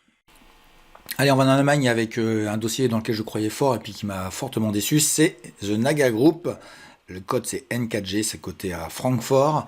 Et j'en avais parlé quand on était à ce niveau-là, autour de 5 euros. On est monté à 8, et puis même un peu plus, presque 9. Et puis ensuite, on est passé à la cave avec une catastrophe industrielle, on peut le dire, puisque l'actionnaire principal et partenaire, technique de l'entreprise est parti. C'était des Chinois, il s'appelle Fosun, et il faut dire que c'était vraiment costaud. Et je pense que Fosun a été fâché parce que les Allemands n'ont pas voulu qu'ils rachètent la société à 100%. Les Allemands refusant les IPO chinoises. Voilà, on pourra peut-être y réfléchir de notre côté aussi. Voilà pour The Naga Group. Je vous fais voir juste en hebdomadaire ce que ça donne. Alors, chez des élèves qui avaient profité un petit peu du point bas ici, puis qui avaient pris la hausse ici. Bon, ça reste un dossier, je dirais, très très baissier. Il se reconstruit. On va le garder, le temps. On verra bien si on le sort un jour, mais pour l'instant, je dirais, on va le conserver comme ça. Je vous dis juste une chose, c'est que je m'en mords les doigts en début d'année. Donc, on était ici au début janvier. J'ai failli, vraiment vous donner une autre valeur, l'interchanger avec une autre valeur allemande qui s'appelle Norven Data. Ceux qui regardent que les images, ils sauront pas. Ceux qui écoutent, ils auront un autre dossier. Norven Data qui a fait x3 depuis le début de l'année. Et ceux qui suivent la chaîne depuis le début savent que j'en avais parlé dans la vidéo que je vous affiche là, qui était une vidéo qui expliquait comment faire de la crypto-monnaie dans son PEA. Et les gens pensent que c'est impossible. Et on pouvait le faire à travers certaines actions. Et j'avais parlé de Norven Data. Elle était pour moi, j'en avais parlé aussi aux élèves, c'était pour moi la valeur la plus intéressante intrinsèquement sur le sujet de la crypto-monnaie. En tout cas, c'était ce que je pensais, et il s'avère que cette année, elle rebondit bien, et encore du potentiel, enfin voilà, vous pourrez la voir. Je vous l'ai dit comme ça, au passage, je ne la rentre pas dans les pépites. Alors que c'en est une. Voilà. On va enchaîner tout de suite avec OX2, on va retourner en Scandinavie, en Norvège. Alors, c'est pas en Norvège du tout, elle n'est pas en Norvège du tout, elle est en Suède, chez les voisins. Attention, c'est pas du tout la même mentalité, c'est pas du tout la même façon de voir les choses. En tout cas, voilà le graphe. Alors tiens, je vais le mettre à jour un petit peu, cette oblique là, je vais la mettre comme ça. Voilà, c'est à jour. Donc, qu'est-ce qu'on a sur ce dossier-là ? On a une redistribution qui se fait depuis plusieurs mois, mais sans renier sa hausse. À vrai dire, c'est un dossier qui m'a intrigué par ici, et je crois qu'elle est rentrée dans les pépites plus ou moins dans cette accélération là. En tout cas, c'est un dossier extraordinaire qui a des fondamentaux magnifiques, qui est aussi dans les énergies renouvelables, beaucoup dans l'éolien, mais qui fait du offshore. Donc ça, c'est ça qui m'intéresse chez eux, chez OX2, de telle manière à ce que voilà. Donc c'est vraiment la part énergie de l'indice est assez importante, mais bon, l'énergie, je crois qu'il n'est pas délirant de surpondérer un indice avec de l'énergie, surtout des énergies du futur. En tout cas, OX2 ne donne pas pour l'instant, hormis pour je dirais les gens qui font du graphique court terme, ne donne pas d'intérêt particulier. On est acheteur au niveau 66, et vous allez voir qu'au niveau hebdomadaire, on est peut-être tout près, mais ça peut travailler des semaines encore, un niveau intéressant. Voilà, donc là c'est beaucoup plus clair. On a clairement une oblique qui est refoulée à chaque fois. Il y a des petites méchouillettes qui les font déborder. Tiens, on va la dupliquer histoire de pas se faire bananer. C'est plutôt une zone. Et donc j'ai envie de vous dire que si nous travaillons bien cette zone ici au niveau de OX2 et que ça casse, eh bien ce sera certainement un mouvement très intéressant qui se mettra en place sur OX2. Les contrats rentrent, il n'y a pas de souci sur le business de la valeur. Je dirais qu'il y a encore quelques incertitudes de la part de certains sur le business model. Moi je suis assez convaincu que OX2 est une des meilleures valeurs en Europe pour le futur dans le domaine de l'énergie renouvelable. Ça me fait penser, ce dossier-là me fait penser de la même manière que la même manière quand je regardais Énergie Comptor il y a quelques années et où j'ai pas osé la mettre dans les pépites alors qu'elle était à 12 euros. Je l'ai rentrée à 40 et elle est aujourd'hui à 75,80. Là, on est aujourd'hui sur X2 sur le niveau vraiment de valorisation très faible. Donc pour moi, à mon avis, elle peut avoir un avenir très très intéressant. C'est pour moi une pépite qui va peut-être sortir de la rivière dans pas longtemps. Voilà, donc sachez que quand même j'ai hésité à acheter ici, où j'avais acheté, je me rappelle plus. Ici c'est au début de la guerre l'Ukraine. Je voyais et puis j'ai pas dû rentrer, ou je l'ai peut-être fait le trade, je sais plus, je me rappelle plus. Voilà pour OX2. On va enchaîner, on va rester dans le nord avec une société qui est rentrée il y a très peu de temps dans l'indice qui s'appelle QT Group. Alors QT Group, c'est un dossier extraordinaire qui était à quelques euros il y a quelques années, qui est monté à 170 euros. On est en Finlande, donc on n'est pas loin de la Suède, mais on est en euros. Et la Finlande aujourd'hui, c'est un pays extraordinaire sur le sujet. Je viens de vous rajouter une petite oblique long terme qui est hyper intéressante. Je ne sais pas si on y retournera. Ça serait vraiment des points d'entrée super intéressants si elle y revenait. En tout cas, QT aujourd'hui est rentré il y a peu de temps. À peu près au niveau de prix, on est autour de 70. Et ce dossier-là est vraiment très très intéressant. C'est vraiment un dossier costaud qui monte tout le temps. On est dans les logiciels. Au niveau hebdomadaire, donc voici quelques niveaux qui peuvent être intéressants. Je pense que ici, au moment où je vous parle, c'est un niveau d'achat qui peut se faire, mais et je vous le dis pas plus que ça parce que ça n'a pas une belle tête. Voilà, ça n'a pas une belle tête, donc ça peut aller chercher le niveau de 60 peut-être pour un rebond, etc. En tout cas, au niveau trading, on est plutôt, je sais pas trop ce qu'elle nous fait. Mais elle va nous le dire bientôt, donc on va la laisser faire, et puis on va regarder un petit peu ce qui nous sort, et puis il y aura peut-être des points d'entrée autour de 60-58 là, et puis sinon, si elle allait casser, ce serait vraiment bradé de la voir à 42-43, mais sincèrement, ce dossier, c'est vraiment une belle entreprise, donc je vous invite à la regarder, et puis de chercher des opportunités, si vous vous intéressez à la Finlande, QT Group, côté donc à Helsinki. On va aller en Italie, voir une valeur c'est la toute dernière qui est rentrée, elle s'appelle Relatech. Voilà, c'est du marketing digital. Je trouve cette société super intéressante. Ça fait 2 ans et demi qu'elle ne fait rien, et pour moi, on n'est pas loin de pouvoir dire que ça va s'arrêter. Ça va s'arrêter. C'est pour ça que je l'ai rentré dans les pépites il y a très peu de temps. On va aller voir en hebdomadaire. Voilà, en hebdomadaire, ça parle beaucoup mieux. On est dans un biseau long terme, à mon avis, où la borne basse est autour de 1,95 €. Tout va bien du côté de Relatech. Alors, elle est montée sur une résistance que je trouvais assez pertinente, qui était 2,60. D'ailleurs, j'ai envie de vous dire, on va enlever celle-ci parce qu'elle a clairement marqué que c'était celle-ci qui était intéressante. Et elle va naviguer peut-être encore un peu de temps entre ces deux bornes-là. Mais je peux vous dire que les chiffres sont assez impressionnants. Donc, j'attends que ce dossier-là rebondisse. Et aujourd'hui, elle a bien remonté d'ailleurs. Elle est en train d'aller chercher. Moi, je trouve que le pullback ici et revenir sur un niveau de 2,16 serait vraiment un prix hyper attractif. Et donc, on verra bien. En tout cas, ce qui est sûr, c'est que moi, Relatech, j'attends à ce qu'elle travaille ce niveau de 2,50 pour aller ensuite le casser. Et on verra bien dans le futur. Mais voilà, vous avez les points d'entrée et de sortie sur le dossier Relatech. J'en ai parlé il y a très peu de temps. Toute petite société italienne. C'est vrai qu'il faut faire de la small sur l'Italie si on veut s'intéresser à la place de Milan. Et il y a vraiment des entreprises très très intéressantes. On va retourner en France avec un dossier que tout le monde connaît depuis longtemps, mais que j'ai dans les pépites depuis encore plus longtemps. Il s'appelle Soitec. Et voilà, Soitec qui a été une valeur qui était autour de... Moi je l'ai connu autour de, je sais plus, je crois 8, 9 euros, 10 euros, voilà, par ici. Enfin bref, non, c'était 11.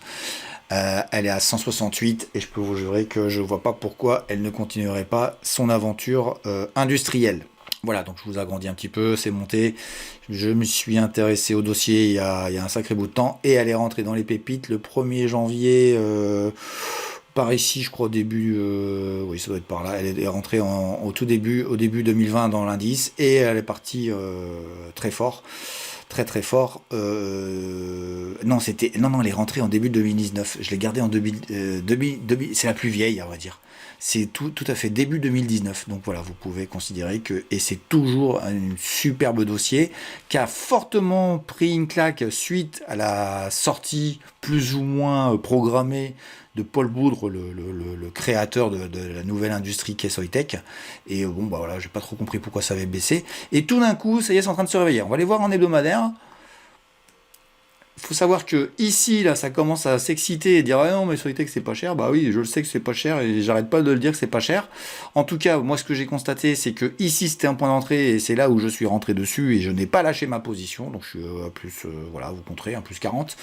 Et donc là, il y a peut-être de bonnes questions à se poser aussi, en tout cas pour ceux qui sont dedans. Mais voilà, moi je suis fan de Soitec depuis très longtemps et je reste fan. Donc voilà, on a une oblique ici qui va falloir transpercer, qui permettrait peut-être d'aller chercher ce niveau de prix là ici. Après, il y aura peut-être une pause estivale à faire. Moi, je suis déjà très étonné de voir des dossiers partir en bull run comme ça au mois de juillet. Le marché est vraiment très surprenant cette année. Bon, remarquez, il était aussi l'an dernier, il a toujours été, il est tous les ans très surprenant. Donc faites attention, là on est rendu, en tout cas on n'est pas acheteur, enfin moi je suis pas acheteur ici, comme je rappelle ce ne sont pas des conseils, c'est juste mes sentiments et mon opinion, et donc voilà, si vous arrivez par ici, voilà, je sais pas, et puis ça passe au-dessus, bah, c'est formidable, de toute façon moi Soitec, je suis fan depuis très très longtemps, et j'arrive même pas à comprendre comment on a pu retomber de 160 à 123 dans cette année-là, mais bon c'est comme ça, les marchés me surprendront toujours, voilà. Allez, on enchaîne très rapidement avec une société, on va partir en Norvège avec un dossier qui vient de rentrer aussi dans les pépites, qui s'appelle VOV. Alors voici le graphe de VOV qui est assez surprenant puisqu'on était à presque 60, on est tombé à près de 10, donc divisé par 6, et pourtant je suis passé personnellement à l'achat et aussi je l'ai mise dans les pépites. C'est un dossier qui n'est pas connu, il travaille dans l'eau, il travaille dans le traitement des eaux, il travaille dans le traitement des déchets en général, notamment aussi dans le monde maritime, mais bon, les Norvégiens sont très maritimes. Donc c'est des gens super intéressants sur bien des sujets. Je ne comprends pas pourquoi le dossier a baissé aussi fort, mais bon, il faut accepter, comme quoi il faut être patient. Voilà, ça fait des années que je la connais, et vous voyez, c'est maintenant que je la trouve maintenant devenue une pépite, parce que son prix devient vraiment ridicule. C'est mon avis, ça n'engage que moi. Je vous en ai parlé à peu près ici, on va se mettre en hebdomadaire, il n'y a pas grand chose à dire au niveau mensuel. Et au niveau hebdomadaire, je trouvais que ce bisou-là était très intéressant, et je vous en ai parlé à ce niveau-là. Donc on est bien parti, on est aujourd'hui à 14 couronnes norvégiennes, on est à plus 17% sur le dossier assez rapidement. J'ai bon espoir qu'on aille chercher le 16-17, puis après on verra bien ce qui se passe sur ce dossier-là. Mais en tout cas, moi je vous le dis, je suis plutôt fan du dossier, fan de ce qu'ils font. La bourse beaucoup moins visiblement, mais peut-être n'a-t-elle pas trop exagéré ici, comme ça a été très souvent le cas en 2020 et 2021. On est redevenu raisonnable, et puis voire parfois aussi totalement déraisonnable dans l'autre sens. C'est mon avis sur VOV. Donc voilà, nouveau dossier. Et vous avez ici un plan très intéressant. Ça a cassé, ça peut monter plus haut. Je vais vous faire voir en journalier ce que j'ai.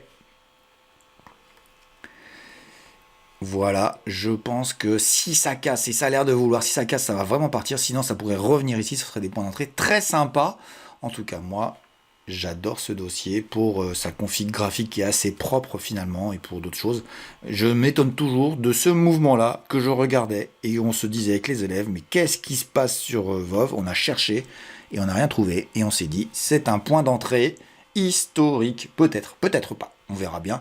En tout cas, si ça retombe en dessous, hein, vous avez les niveaux, et ben vous savoir invalider ce que je vous dis. Allez, on va continuer en Norvège avec un dossier qui s'appelle Zaptec. Voilà, Zaptec, c'est une société que j'ai rentrée dans le portefeuille à un niveau qu'il fallait pas le faire, hein, puisque c'était à peu près autour de ce niveau-là de prix, donc on est évidemment 2 fois moins cher aujourd'hui, mais on a su invalider par le graphique cette valeur, et puis voilà, c'est 2022 hein, qui nous a fait mal à peu près à tout le portefeuille. En tout cas, Zaptec n'est pas remonté, mais pour moi ça reste un dossier exceptionnellement intéressant. Donc je dirais que pour l'instant, il n'y a rien à dire sur le titre. J'adore la valeur. Ils sont aussi dans la recharge comme Kempower. Et eux, ils font de la recharge rapide et ils sont très intéressants. Il faut savoir que la Norvège est le pays où il y a le plus de Tesla depuis très longtemps.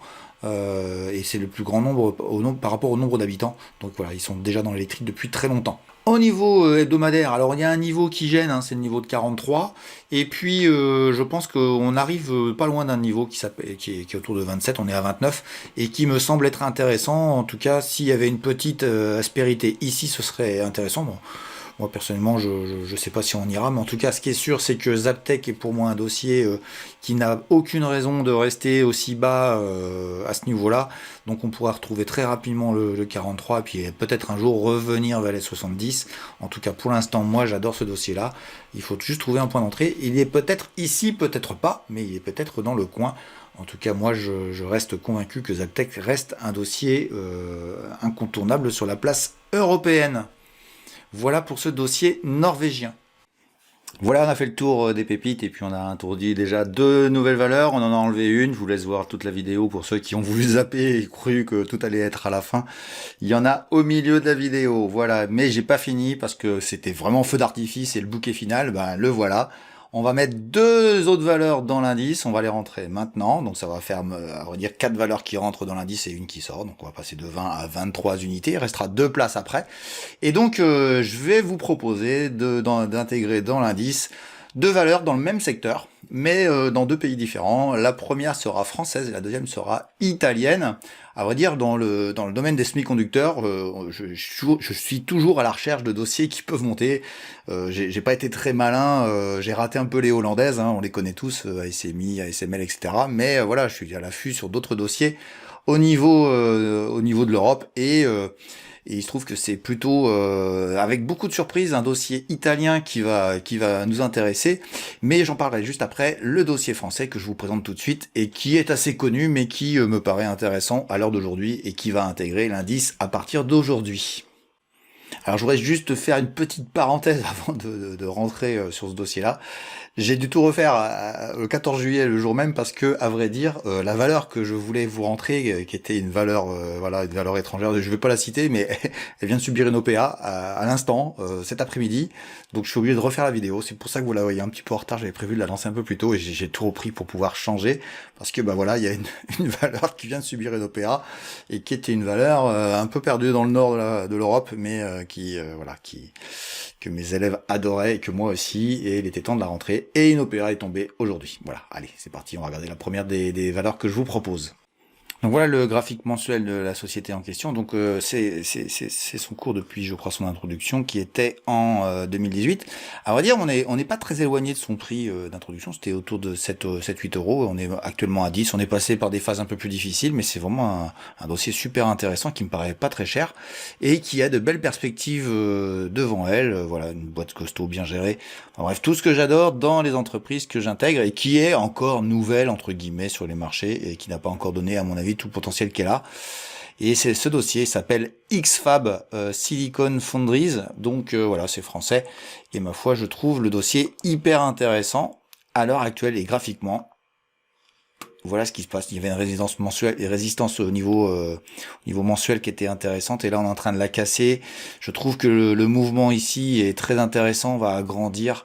Voilà, on est en train de casser vers le haut. Alors je refais la vidéo en direct, hein, on est vendredi après-midi, il est 15h, donc à partir de ce... Bah oui, quand on prend une OPA à 13h, évidemment, c'est pas facile.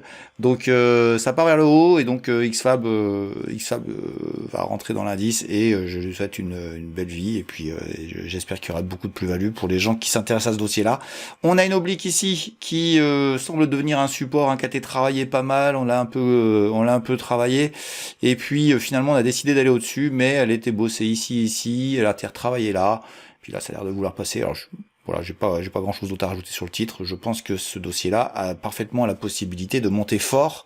Je trouve qu'il n'a pas encore bénéficié tant que ça de tout ce qui est dans l'IA, enfin bref, les semi-conducteurs, je trouve qu'elle est un peu en retard par rapport aux autres. Donc, on va essayer de voir si ce dossier-là part vers le haut. Ça en fait une supplémentaire avec nos amis Soitec et Calray, mais on va pas se priver de secteurs d'activité qui sont dynamiques et importants pour le monde entier. Voilà pour X-Fab, et on va basculer sur une deuxième société qu'on va aller chercher en Italie. Et oui, dans le domaine des semi-conducteurs, peut-être très surprenant, mais ça fait très longtemps que je la suis. Et là, je pense que c'est enfin le moment de s'intéresser à elle.